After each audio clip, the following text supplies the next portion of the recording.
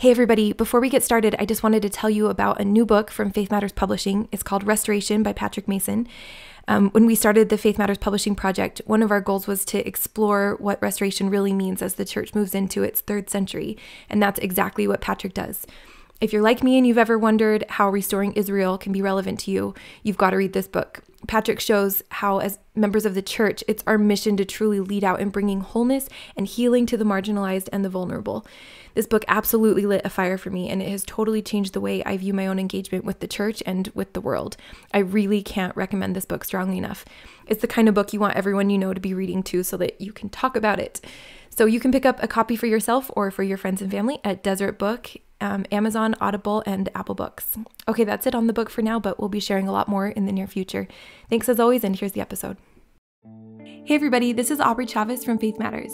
This is part 2 of our last episode on President Dallin Oaks' recent conference address, where he spoke passionately about the U.S. Constitution and ended with an urgent admonition to end political tribalism and division. We collaborated in this episode with Kurt Francom of Leading Saints, which is a remarkable organization that helps Latter-day Saints be better prepared to lead.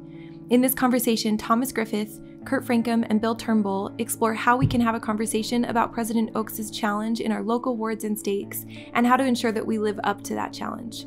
Our guest, Thomas Griffith, has a broad experience in both church leadership and public service. He has served as the chief counsel for both the U.S. Senate and Brigham Young University, and was appointed to a judgeship by George W. Bush on the D.C. Court of Appeals, from which he recently retired. He now practices law in D.C. and teaches at Harvard Law School. We hope that you enjoy this episode. Hello, everyone. I'm Bill Turnbull from Faith Matters, and we are doing a joint podcast episode today with the good folks at Leading Saints. So we have That's right. Kurt Francom on with us. We brought Judge Thomas B. Griffith, or Tom to friends, into this conversation because we're going to be talking about something pretty important that has implications to the law and politics and society more generally. So Tom, welcome from Virginia. Great, thank you. Good to be here. Tom is a constitutional scholar, teaches at Harvard currently. He's just barely retired as a federal court judge. He's been general counsel for Brigham Young University and general counsel to the U.S. Senate for a number of years. So that's quite a life you've lived. I've been lucky, been very fortunate. Yeah, and it's kept you on the East Coast for most of your life. Yeah, I'm a native Washingtonian. So we miss you. We don't see you often enough. But anyway, it's brought Tom in to talk about this. I think he has some particular insights on this topic.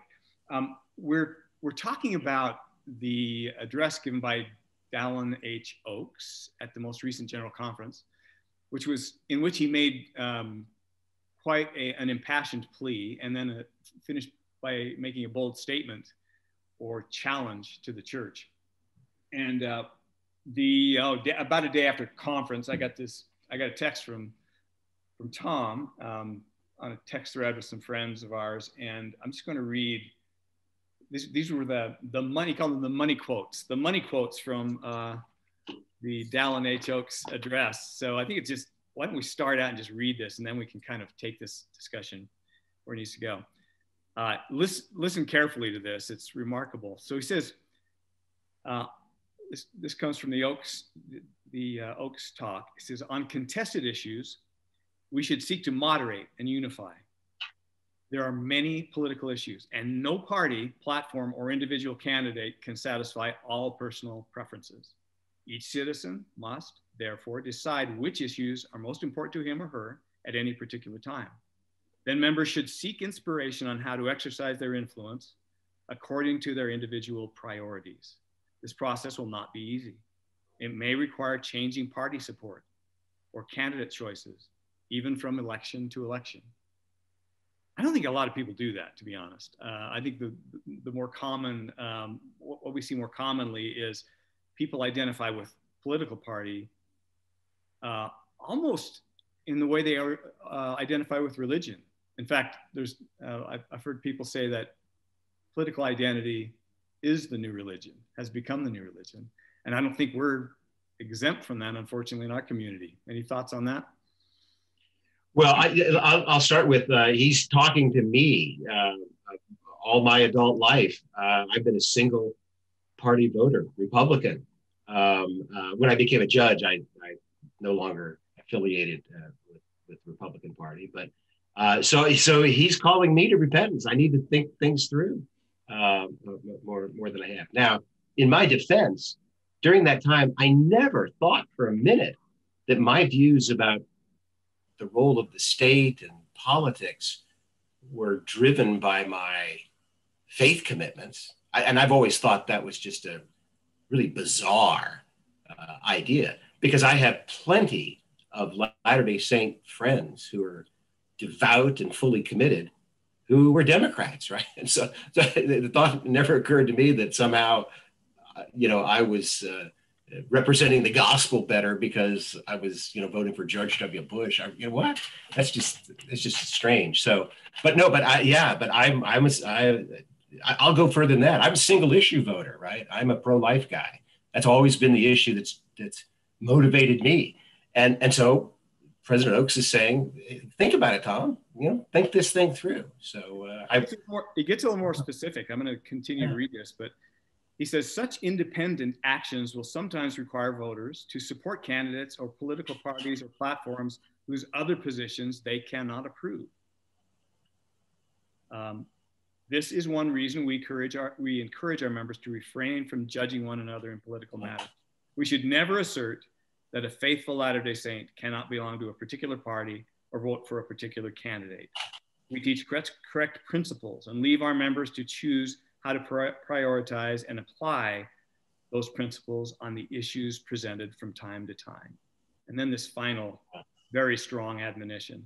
See, we also insist, and we ask our local leaders to insist, that political choices and affiliations not be the subject of teachings or advocacy in any of our church meetings. And this is why we bring Leading Saints into this conversation, because this is what Leading Saints does. Leading Saints helps leaders at the local level, at the various local levels, understand and do their jobs better. They have conversations around just these kinds of things. And so that's Kurt. Yeah. Does it sound like a challenge for Leading Saints to yeah, for sure. Because this is the tricky part. And this is where general authorities have, like President Oaks, have the impossible job of speaking generally to an international audience about very specific issues in a local area per se. And so, you don't expect them to get very specific on guidance. And so these are great points. But Tom, my question for you is oftentimes leaders feel like, okay, we've heard this great talk. Now, as a leader, what am I supposed to do with it? How can I apply this, or how should this shift or change maybe the culture in my ward or stake? Any thoughts come to mind as far as how leaders can what leaders can take away from this and apply in their service? Yeah, well, I mean, first of all, I'm loath to tell my leaders what to do, but let's imagine I was a leader. Okay. Yeah. Right now, hypothetically. Yeah. But hypothetically. So I think the first thing is it I, right? Is it, look at me, right? Am I doing what President Oaks counsels to do? Do I have those sorts of, and I've already confessed to you that, the long bow that he drew hit me, right? Hit me. And so I think the first thing to do is each one of us, leader or not, members need to say, how does this apply to me? I mean, I don't participate in the Twitter world, but I've read some articles that apparently some people have characterized the discussion in Twitter world over President Oaks' talk was that too many people were saying, see, he's going after the other guys and not me. That's a human failing, a human danger. And I think that's the first thing that we have to do is say, okay, how can I change? How can I be a better disciple of Christ based on what he said? So I think that's the first thing, right? That's step one. I think it's probably worth recognizing. And Tom, I grew up a Republican, and I'm somewhat, so all cards on the table. My political views are relatively conservative, but I felt like he was talking to people the problem seems to be, I think he's recognizing a problem that the church seems to be pretty rigidly identified with a particular political party. I mean, that's been a long time concern of the leadership of the church. I mean, when was it that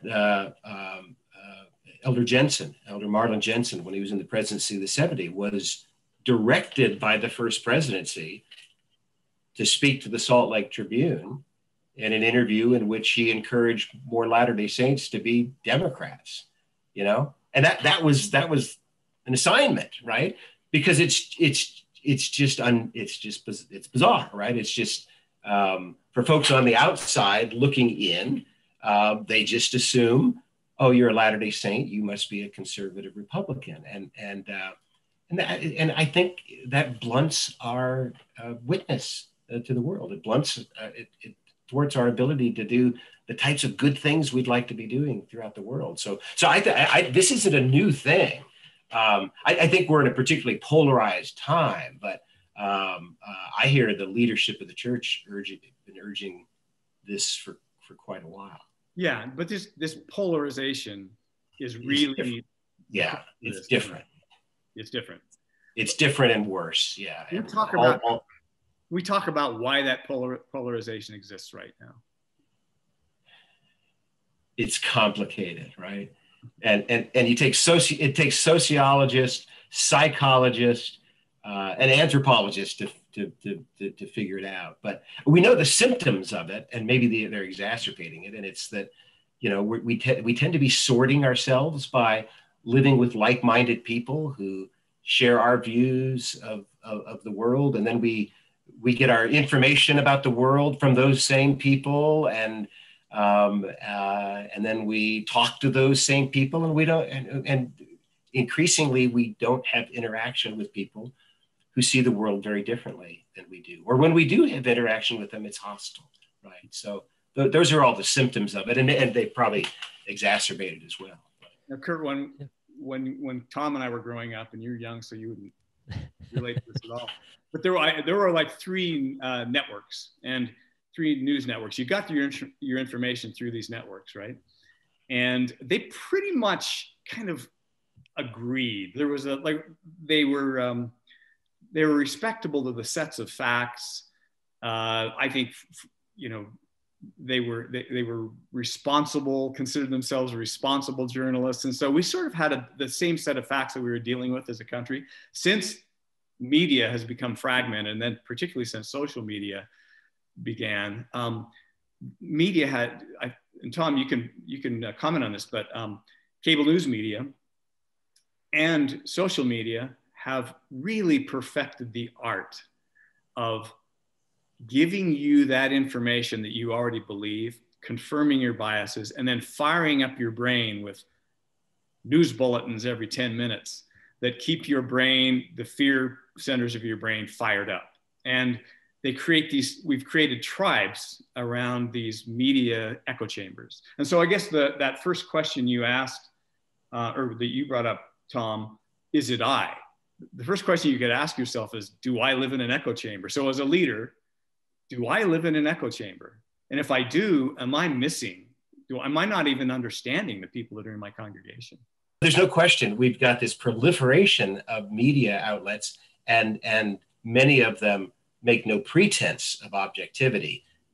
That's not a good thing. It just makes it work harder. But I don't want to say that the golden age was when everybody, you know, was watching Chet Huntley or Eric Sevareid or Walter Cronkite, and that we ought to go back to that. But anyway, I'm with you on the echo chamber. It's a huge problem. It's a huge problem. We got to find ways to get out of it. I just want to say that I'm not in favor of going back to, let's just have three white guys tell us what happened today. Right. Okay. Yeah. And Tom, I'm curious, just, I think where the dynamic that happens, you know, as mortals, this world would be so much better if we weren't all mortals, you know, but that is the case. And we deal with this thing called cognitive bias, right? And so I think the tricky thing about, you know, these political dynamics in our religious culture is that we often look for and find connections to our bias in doctrine or in tradition, and therefore we feel promoted in some of these opinions we have. And so to me, I think a lot of people hear this direction from President Oaks and think, yeah, great. Well, that's not my problem, because obviously I follow doctrine, when in reality, maybe some of those cognitive biases are highlighting certain aspects of doctrine over others. Any thoughts on that? No, I agree with you entirely. And it gets back to the, is it I at the Last Supper? Am I the one? Am I going to be the one to betray you? And so that speaks to a sense of humility that I certainly don't have, but aspire to be introspective and thoughtful, and always questioning my assumptions, right? And Jesus, that's who the person of Jesus is or was. Now I'm not watching The Chosen. I guess everyone else is sort of watching it, but you're missing out. I'll catch up with it. I'll catch up with it. But I did see an advertisement for it that really struck me, and it's an interchange between, I think it's Peter and Jesus, and Peter says, "Wow, that's different," and Jesus says, "Get used to different," right? I love that. I mean, that's the Lord we worship. He's challenging us. Get used to different. That's the 9th article of faith. He will yet reveal many great and important things. So I think as Latter-day Saints, as disciples of Christ, there's a tentativeness about our views on these sorts of things. We always need to keep in mind we might be wrong. And so, and especially when it comes to political views. There's a great essay out there by Hugh Nibley. For my generation, it's like canonical. It's scripture. It's called Beyond Politics, where Nibley, who was an anti-Vietnam War Democrat, right, environmentalist Democrat, writing from that perspective, not necessarily from that perspective, but with that background, talks about the role of politics for disciples of Christ. It's a brilliant essay. And the takeaway, so you don't have to go read it. I would recommend anyone to go find it, but if you can't find it, it's online. It's easy to find. The takeaway, as I recall, is just be real tentative about politics, okay? Just be real tentative about that, because that's not what we're here to do. We're here to build Zion. And if those two are ever in tension, forget the politics. Work on building Zion. Now, we live in the world. We're the salt of the earth. We ought to be involved in trying to make our communities better and in politics. But we've got to figure out a way, I think, as Latter-day Saints, to do it differently than the world has done. We're new to national politics, right? It's really just been since the 1950s and 1960s, and then really recently, the last 20 years, where we have become major players on the national political stage. Prior to that time, it was all Utah. We're new to this, and it's sort of like we don't have the self-confidence to have a style of our own in politics. And so we just sort of ape what the big kids have been doing for a long time, what the Democrats and Republicans do. And that doesn't speak well. Which is really increasingly those you disagree with, you label them, it's not enough to disagree with them. You have to infer that they're somehow bad people or evil. Enemies to be destroyed. And then narratives develop around that. And since we don't have, people create these compelling narratives, often they get into things like conspiracy theories, which, by the way, the church just took another little stand kind of against. They're saying if you're following sources that are leading you to fear, contention, conspiracy theories, you need to back away from those sources. Right. That was actually added to the church handbook. So I guess one of the, but everybody thinks, everybody's conspiracy theory is crazy except the one that I believe in, right? So because I've got all these great reasons, we get in these echo chambers, and I see it all the time, and you get this one line of thinking, and it ends up demonizing an entire section of humanity. That's not what the gospel challenges us to do. So if we're heading down that road, we need to recognize that as leaders. I know both of you have been leaders. You've been bishops. Tom, you've been a stake president. I'm really curious about how you how you two would see this conversation. You see the challenge. I think we know what the challenge is. How would you see this conversation unfolding in a ward? Since Elder Oaks is clear in his language, we insist that this happen in our stakes and wards. How's that happen?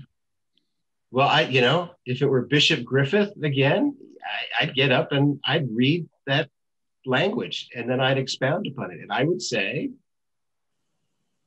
when you step into the foyer, no politics at all. Not in your lessons. Let's leave them out of the hallway conversations. Because as you're talking to your friend about your political views, someone else is passing by who has different views, and that creates contention. I mean, the great symbol of our faith, in addition to the beehive, is the sacrament of the Lord's Supper and the way we administer that, right? And we pass it to one another. That's hugely symbolic. I mean, if you're Roman Catholic, you receive the Eucharist from the priest, and that's hugely symbolic, right? But we don't do that. We get it from one another, which is a symbol, I think, of the way we're supposed to be inextricably intertwined with one another, right? It's a symbol that we offer to one another, the emblems of Christ's death and resurrection. And there's just no place in that symbol for division, where it comes from any source at all. And so if I were a bishop again, I would give a talk about that. And I'd say, I'd put it in a part of a larger context of, we're here to have our hearts knit together in love. We're here to that everything that we do in the ward should be an echo of taking the sacrament one to another. And here's some things that in our ward we don't do, right? And one of the things we don't do, and President Oaks has told me to insist on this with you, we don't do politics in our ward. Once you step into the chapel, we don't do politics. I would even go further than that. I would tell members, maybe this is out of line. Maybe this isn't teaching correct principles and letting govern themselves. Maybe this is trying to govern, is to say, if you're real active in social media and calling out political positions and using the gospel as a source of authority for that, cut it out. It's not helping. You're dividing. You're divided. You're making people in our ward feel marginalized. And when you do that, you're going counter to the experience we just had taking the sacrament, and you're blunting our witness of Christ that John 17 tells us is the strongest witness we can offer is the unity that we have. So I'd be pretty high-minded and direct about it, but maybe that would be crossing the line. No. The authority here is, President Oaks has said this, right? He insists that local leaders do that. That's strong language. Kurt, you related an experience you had. I think you were traveling in southern Utah, and you stopped in, and we don't need to be too specific about where it was. What was your experience? Yeah, and just, I've generally grown up and lived in the Salt Lake Valley, which in Utah context is a much more progressive liberal area in the state. And so I'm maybe used to being in that context and hearing certain things, or especially in a Sunday school class and whatnot. And just one weekend I was traveling with my family, and we stopped in a church in a much more conservative area of the state. And I was just sort of intrigued by what was being said about specific political people and things. And I just turned to my wife and said, wow, we're definitely not in Salt Lake anymore. Like this is a different dynamic. And politics in churches is interesting. And I'm not really sure if I have a solid answer for, this or a solid response for this, but you think back and you two remember it better than I, since Bill brought up the age difference here originally, but back when Elder Ezra Taft Benson was speaking, before he was president of the church, and, very, very clear where politically he stood, even to the point of really rubbing people the wrong way. But I think there's also a benefit of, at least, where the guy stood. And then, Hugh B. Brown would stand up and you sort of knew where he stood. And so I have to wonder if there's a danger in sort of getting to a point where we don't talk anything about our political opinions or perspectives. Again, not necessarily in the context of Sunday school, but at least helping members understand and build the skill set of having conversations with people where you identify the differences, show empathy for those differences, and move forward as a more unified body. I just worry if we go too far, where now you sort of hear rumors like, oh yeah, I think Elder Rasband is, a lifelong Democrat, but nobody really speaks in context of these differing political views, even though they wouldn't be really that controversial.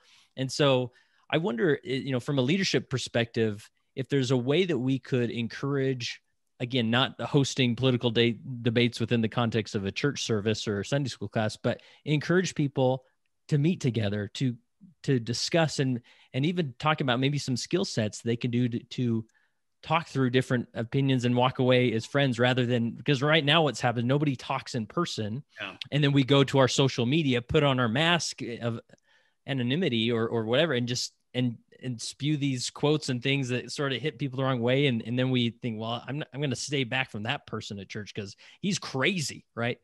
And so to me, like, it's a vacuum where social media has filled that void of like that political discussion. It's just so negative and nobody's better for it.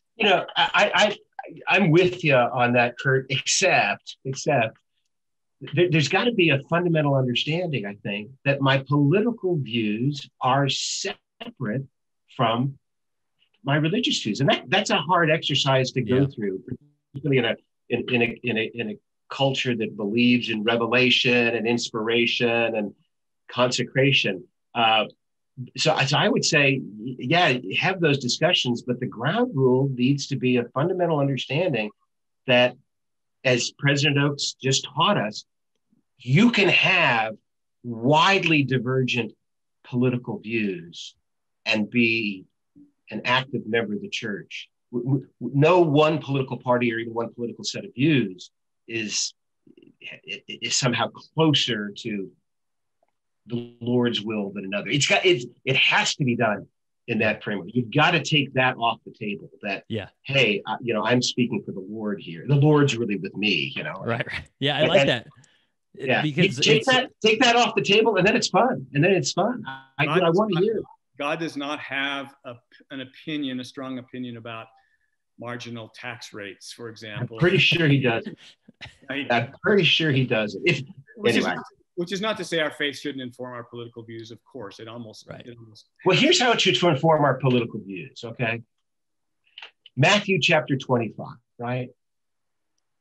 Whatsoever you've done the least of these, you've done it to me. My favorite quote comes from, I'm a political conservative, comes from Mitch Daniels, former governor of Indiana, former budget director in the Bush administration, current chancellor of Purdue University.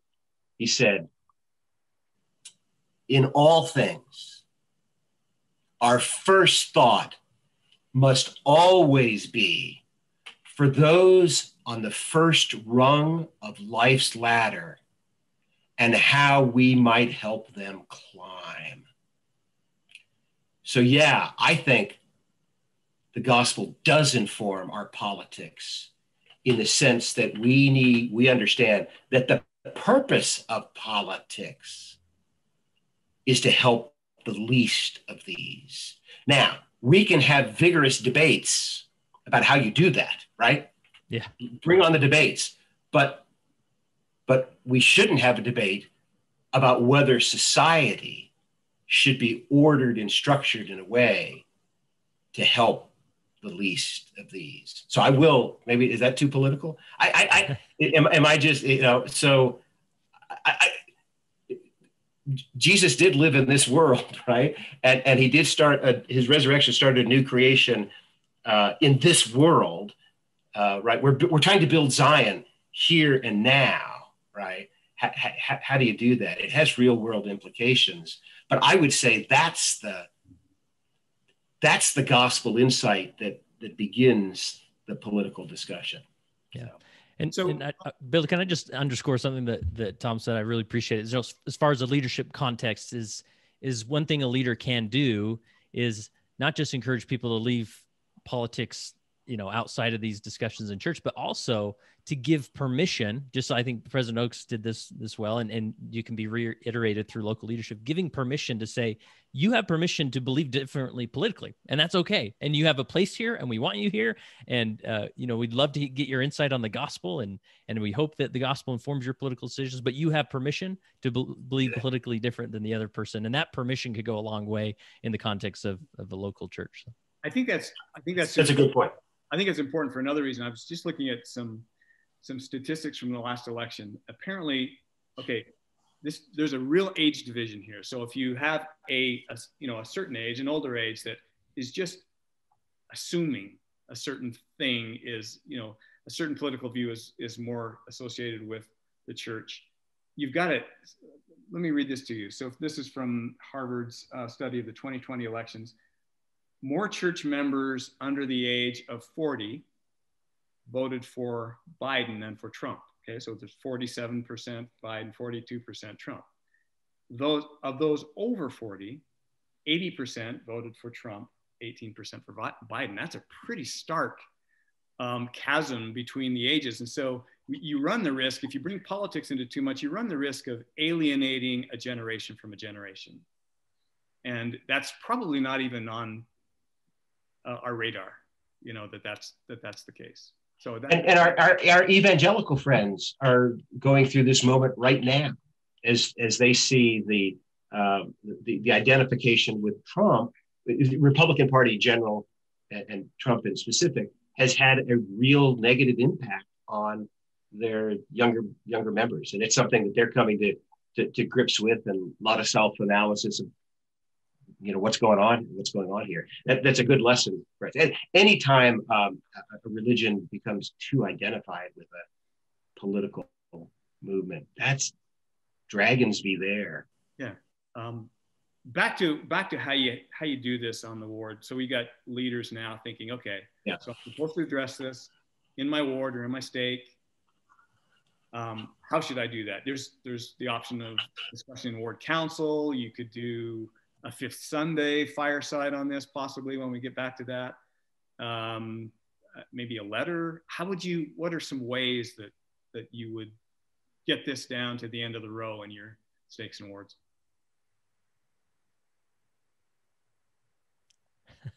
The $5 million question. So I'm a big believer in active stake presidents and active bishops, right?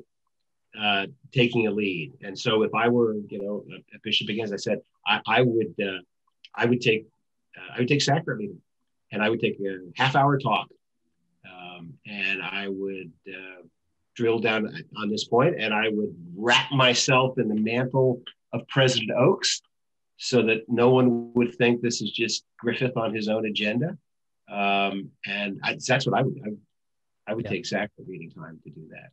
Okay. Yeah, I like that. One of the biggest leadership mistakes that I claim is out there is that leaders often mistake an ability problem for a motivation problem. So they may see individuals in their ward thinking, man, aren't they motivated to do what President Oaks says and not be so political? And why do they do that? And why is Sister so-and-so posting on Facebook, and this, it's not helping the ward. And, oh man, she just put it in the ward Facebook group. Now what am I going to do? Right. And the reality is it's not necessarily that they're unmotivated to be more kind or not bring in their political views. Oftentimes they lack the skill and ability to do that. And so through, like Tom said, a sacrament focused talk or a fifth Sunday or whatever it is, focusing on here's some things you can do to better exercise the skill and practice it so that you can hear differing views or you can keep the politics out. Let's talk about the difference of doctrine and political views or these things. So I think the more we focus on the ability component, it's going to help individuals be more motivated because they'll have the skill set to do so. So when I was a bishop, it was a tiny ward, and it was a weak ward because I was the bishop, right? So it was a tiny ward, and when we had big issues that I wanted to talk about, what we would do is when sacrament meeting was over, we would just have everyone stay, and we'd call it a ward meeting. Everyone just stay in the chapel. Primary is going to be later. Sorry, the kids are going to be noisy. We get it, but we're going to stay for the next half hour, and we're just going to talk. And I'd come down off the stand, and I'd get a chalkboard up there, and it would be like a town hall. sort of meeting, and love that. They worked really well. I mean, people aren't sort of used to that sort of format, so maybe they like that part of it. But I found that it allowed the bishop to get in the role of a teacher and to have sort of discussion. So in my thinking about it, maybe I wouldn't do a sacrament meeting talk. I do one of these ward meetings in the second hour to talk through this important instruction that's been given by President Oaks. Yeah, I love that. I think it goes with the principle. I think most people would rather have a seat at the table than to be preached to, right? And sometimes in context, it's appropriate to have that dynamic of preaching. But creating a forum where people can raise their hand and say, this is how it impacts me, and this is maybe something we could do, and getting that, the town forum there. I love that idea. That's great. And in that process, the other part of that exhortation from Elder Oaks is to show charity and be open-minded toward others. We have to, if we can't model this as a church, getting out of this demonizing people who don't agree with us. If we fall into that trap, that is the trap that the world has fallen into, and we can't fall into that trap. And Bill, let me just say, this runs both ways, right? I mean, there are people, members of the church, who cannot understand how any member of the church would vote for Donald Trump, right? They believe that. Well, you know what? That's not a very generous view, right? They need to understand why good, reasonable people voted for Donald Trump. They need to understand. And if they can't do that, if they haven't exercised that level of empathy, they're not doing the hard work that's necessary. And on the other side, the MAGA folks need to understand why, a good member of the church could vote for Joe Biden. That's an act of empathy, but we're called to do it by the covenants that we make, and now by somebody we sustain as a prophet, seer, and revelator. Told us we got to do it. So it works. I mean, it works both ways. It has to work both ways. Yeah, it's got to work both ways. Absolutely. Dom, I'm just curious, especially with your career and the different circles you've been in, in politics and on the East Coast and whatnot. How do you stay out of your echo chamber? How do you expose yourself to differing views to consider some of these things?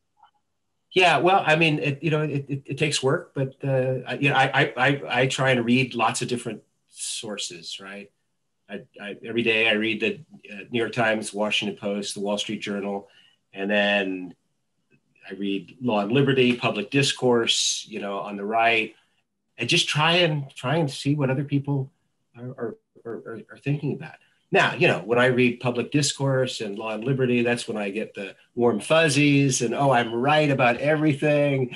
And then I read the editorial page of the New York Times and I think, how can people be so, no. So you try to do that. Now I have, is this an advantage or disadvantage? So I used to be a Democrat. I worked for Mo Udall, Democratic congressman from Arizona, almost president of the United States. I was a liberal, anti-war Democrat for until I was joking earlier with Bill, until I learned to read. No, until my mid-20s when Jack Kemp persuaded me to, with his writings and speeches, that the party that would help folks on the margins most, I thought, was the Republican Party. So I made that switch. So because of that, I've never been able to demonize Democrats because I was one and I had lots of friends who are that way. And same way, I'm also a convert to the church. So maybe I'm an unstable man. I mean, but I was raised as an Anglican, joined the church when I was a junior in high school. And because of that, I've never been able to demonize other faiths, right? These are my people, right? And they're not bad people. They just have different views than I do. They may be right in a lot of things, and I may be wrong in a lot of things. So anyway, but it takes work. It takes work. Now I'm at a stage of life and a position where I have the time. It's easier for me to do that than a young mother of 3 or 4 kids who's trying to do lots of other things. She doesn't have time to read all the things that I do. And so I get that. It's hard work. Questioning your own assumptions is a big one. And, we may end up cutting this, I'll just tell you, but right before the election, I think it was the day before the election, we got a message from a friend saying, and it was, oh no, it was not before this was just before the inauguration, actually, so the election had actually occurred. We got a letter from a friend it was a Facebook message, and this is, she was quite animated about the fact that the election was going to be overturned, and this was going to happen, and we kind of said, you mean it's, there's going to be a march on the Capitol, they're going to overturn this election? Absolutely, it's going to happen. And she was in favor of that, or? She's in favor of it, actually. Gotcha. This is a friend of ours now, okay? And we pushed back, and she kind of doubled down, and she sent us a video. It was a video. It was quite carefully made video that basically the message was laid out the case for Mitt Romney being part of a global conspiracy to destroy our freedoms and any number of things. And the way it did that is it showed that his firm, Mitt Romney's firm, which is Bain Capital, had invested in companies, and these companies, Monsanto Chemical and others. It was a ludicrous presentation, but presented in a way that could be persuasive if you didn't really know, right? And she said, these are the facts that you need to know about. And I think it was that very day that Mitt got assaulted in the airport on the way back to Washington, D.C. And I looked at this, and this terrible, this Bain Capital. I don't know Mitt. Do you know Mitt, Tom? No, I've met him, but but I don't know him. But I do know a good part of the senior management at Bain Capital, because they left Boston eventually and settled in Utah. And so one became a business partner of mine, and he was an original Bain Capital investor. And one was when I was in my ward, I was young men's president. He was our scoutmaster. These awful people that are conspiring to destroy our freedoms, right? And one was my son's mission president, and is now serving as a member of the presidency of the 70. And I know those three guys really well, and I can tell you, I can vouch for all of them. They're wonderful people, and I'm thinking, oh my goodness, even a member of the church is sharing widely with other members of the church this.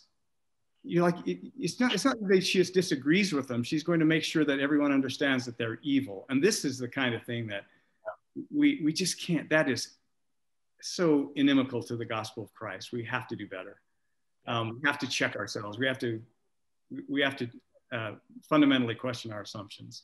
And I think that's what. Well, in a similar vein, so I'm a product of Washington, D.C. I'm a product of the swamp, right? I went to school with the sons and daughters of the deep state. And let me tell you about the people in the deep state. Best people I've ever met. Well-educated, patriotic, love their country, serving their country. They could be making a lot more money elsewhere, but they want to be working in government because they love the United States of America and what it stands for. Best people around, deep state. Yeah, listen, you started using that deep state term. What's that? When did you start using that deep state term? It's a. I don't know. It just sounds so sinister, and so, there isn't a conspiracy that's running the government of the United States. It's just not so. It's a complicated entity, lots of interests, good people, bad people, any mix. When I was the counsel for the Senate, I got to know 100 senators pretty well, some much better than others. And I would often get asked, so what's it like to be the counsel for the Senate? And my response was, they're just like any other group of 100 people. There's some who are really smart. There are others less so. There are some people who live saintly, holy lives, others less so. One thing in common is they all see the president of the United States when they look in the mirror in the morning, the future president of the United States when they look in the mirror in the morning. But other than that, they're just like the rest of us.